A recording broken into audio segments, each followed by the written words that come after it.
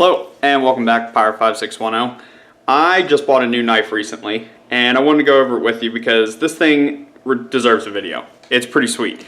I'm going to go over it in an unboxing. I'm going to take you out to the range while I have some ballistics gel. I'm going to come back to the garage and show you some just different materials that it can cut through so you can decide for yourself if this is a good self-defense weapon or not. Okay, so first I'm going to start off with this new knife I just bought from Buck and Bear Knives. They're a group that I followed on Facebook or on Instagram for quite a while. They are outsourced, but they make all their knives here in the US, and the outsourcing comes from the metal they use. They have quite a selection on there.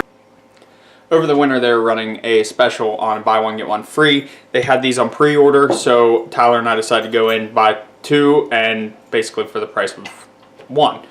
So I'm gonna unbox it, even though I already basically put it all together. It comes with a there we go. Comes with a free sticker, and then it comes with a lifetime warranty card that tells you basically what all it entails, and then a knife care guide as well that tells you how to take care of your knife. It comes with, this is where the knife goes with the sheath on it. You can see how it would fit in there. And then this is the holster clip, which is right here. And then it comes with this little bag for screws, retained screws. You can see I placed right here and here. So the holster is kind of cool. It has like a locking mechanism on it. Still getting used to this whole new thing. So if the lock is on, it won't let you release it. It won't let you pull it out. But if you slide this over, that pops out, and then you can adjust this to any belt size you want. The one I have on currently, a Blue Alpha Tactical belt. You have to remove one of these to make it fit.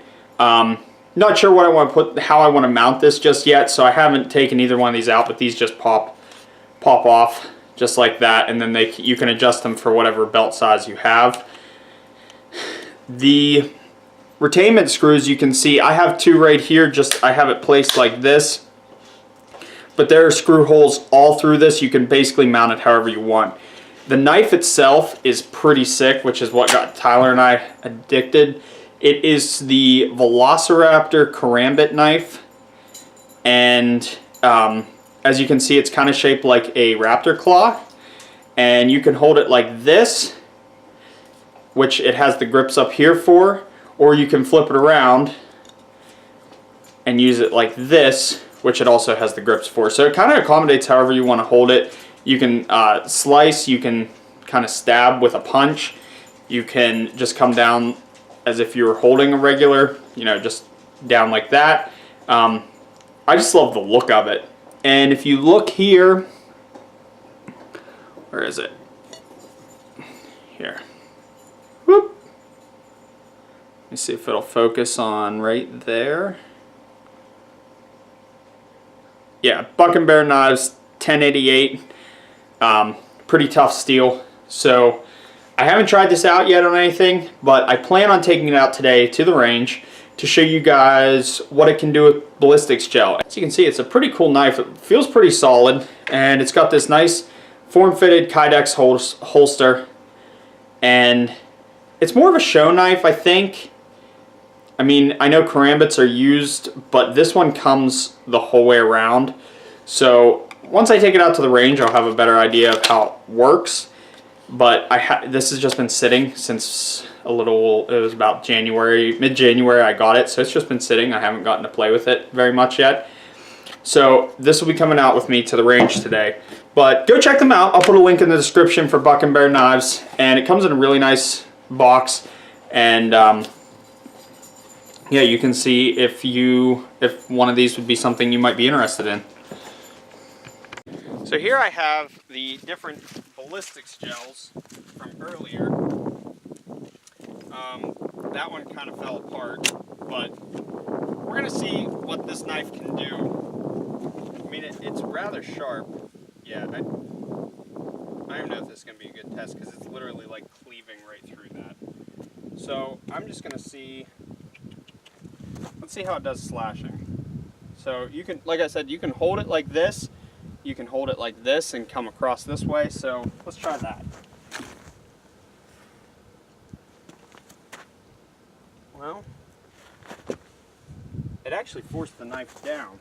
Let me try again. There we go. Much cleaner cut.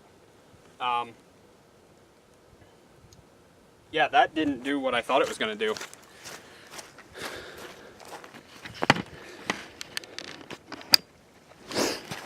Surprisingly enough, so this is what I was talking about when I was cleaving like straight through it. I mean, it just cut that like nobody's business. This shot, however, went straight through it. I can't see the, there we go. Went straight through it, and you can see it actually, if you look straight down, it went clean through, like just straight through, and just cut a perfectly good line. I can rip that now, so you can kind of see that was all done by the thing. So I'm going to try it on this. This is the leg bone, and I just want to see what it does to bone. The Karambit is not only a like regular knife, you can use it as a tool too. So I wanted to see how it would do against this leg over here. You see, I have the bone in it still. Let's spin this a little bit. So, oh god, that's so gooey. Yuck. Okay, so I'm going to come down on it and see. This is going to hurt.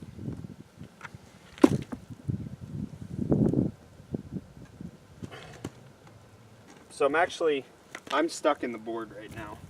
That's where it's at. But I don't think I even touched the bone. No, I didn't. So this bone sticking out on the end. Let's see how it does. Maybe if I approach it. No, I'll just try it again. Because that should.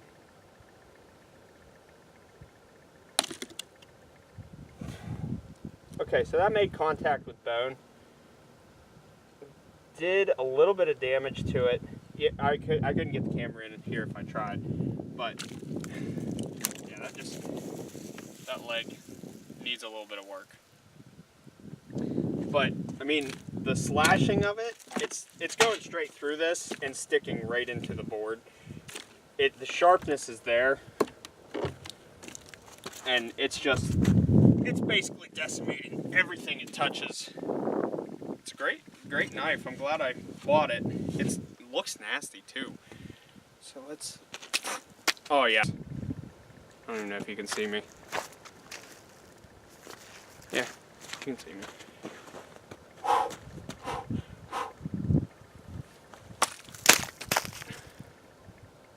I mean, it's hitting the bone and it's cutting around like it's supposed to. But I'm going to take this back to the house. I'm going to pick up some clothes today to test out how this does against clothing. Okay.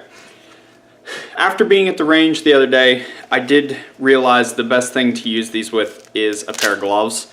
I couldn't show it, or I forgot to show it in the video, but the inside webbing of my thumb was kind of starting to get a little raw, and I think it was just from hitting that bone several times.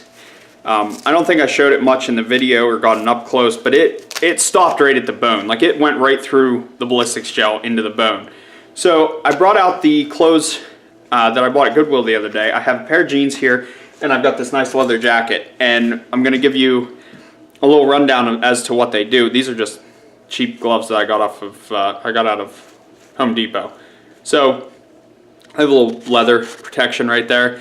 So I'm going to start with the jeans because I feel like they might be a little bit easier to cut through, and then we'll move on to the leather jacket.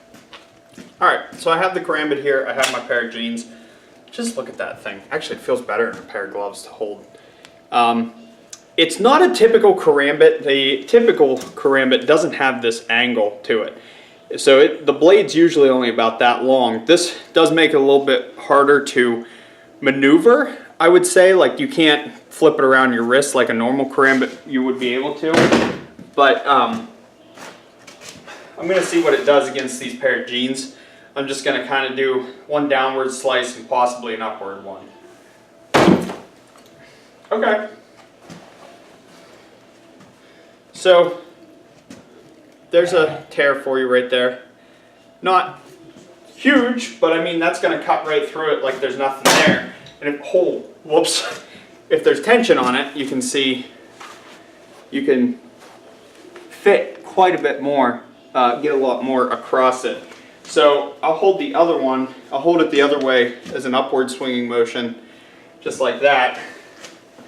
We'll see if I can, it doesn't slice, there we go. So yeah, that one got a little bit better. And you can definitely, let me drop this down a little bit. I moved the jeans down a little bit here to create some sort of tension on them. There we go, I'll step on it with my boot. Once again, I'll, didn't mean to hit my camera there. Whoops. So I moved the jeans down a little bit, came up with an upward swing. It didn't do anything like I intended it to, but you can see it. Well, I mean, if you, especially if you come down on it, it just obliterates. I mean, it's going right through everything. So the best way to hold it would definitely be this way. I mean,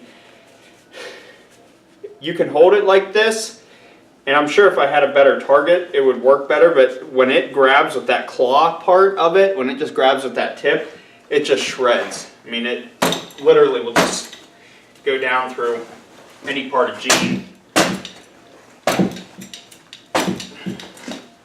So, yeah, that would be the Karambit video. I'm going to show you leather jacket and see how that works.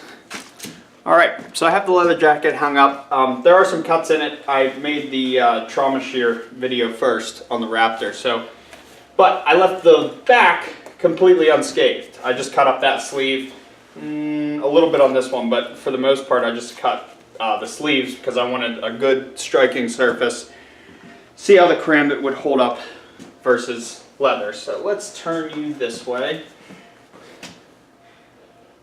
Alright, so you can see pretty well there. We'll get this string out of the way here. This is kind of my makeshift deer hanger that I use. Actually used it a couple times this year. So, alright, Karambit versus leather. Okay. That's like I said, once this grabs a hold of something, it just tears. Once that claw gets in there, it just shreds. So let me try, see if I can get a good, oh yeah. Yeah, that was uppercut right there. So, you can see, I mean, this thing, nothing's stopping it. You can cut across. It does seem to get hung up on the seam, like on the seams right, whoop, on the seams like right here. But I don't know if that's just, yeah, that was just a one-time deal. I mean, it's just cutting every which way. Yeah. So I'm just going to shoot from right here because you can obviously see me because the hole is just huge. And yeah, I mean, just any way you want to go at it, it'll tear through it. Does, like I said, it does kind of get hung up on those, but I mean, even as a piercing weapon, it'll go right through. It went through both layers right there.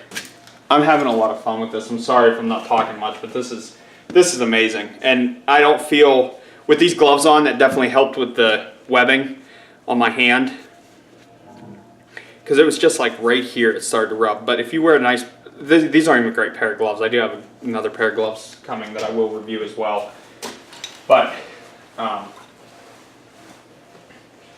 yeah, this jacket didn't even hold up. And it was pure leather. It still is pure leather, I guess. So, I have one more thing in my bag of tricks here, which I don't know how well these are going to work, but I have the other UGG from my other boot, from my other video, and you can see it. And it's stuck in there. I don't know if it went the whole way through or not.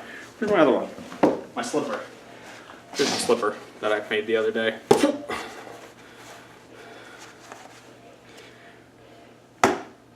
Okay. Yeah. You can see it right there. That's the tip of it. So it's going right down through that rubber, but you guys don't want to see that. I mean, we know it can pierce. Can it slice? And I don't know how well it's going to slice because these aren't exactly the easiest to hold, but okay. Just as well as I thought it would. That just ripped right out of my hand, but it's just shredding everything you put it in front of. See if I can. And every time it grabs, it just throws it out of my hand, but every cut I've made goes right through this thing. Nothing's going to hold this Karambit back. So that is the Buck and Bear Knives Karambit. Yeah,